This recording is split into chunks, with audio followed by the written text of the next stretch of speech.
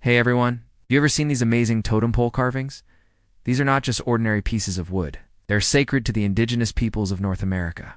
But why? What makes them so special? In this video, we'll learn about the fascinating history and cultural significance of these totem poles. The indigenous peoples of North America have a rich and diverse culture that has been passed down through generations for thousands of years. One of the most iconic symbols of their culture is the totem pole.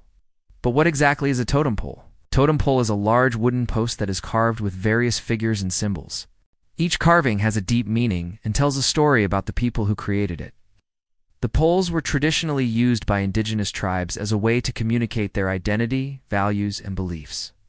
They were often placed in front of clan houses or villages and served as a reminder of the tribe's history and heritage.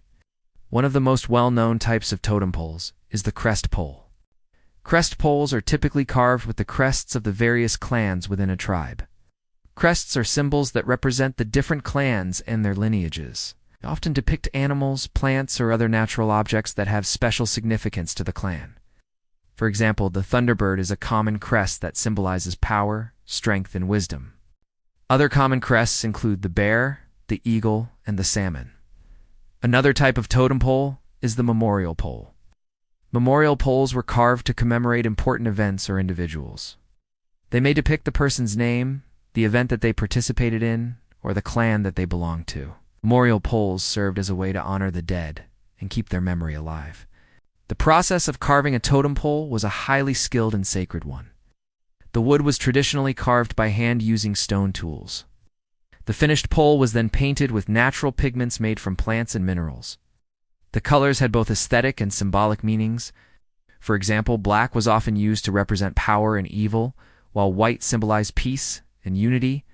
Sadly, many totem poles were destroyed or stolen during the colonial era. However, there is a growing movement to preserve and revitalize this important part of indigenous culture.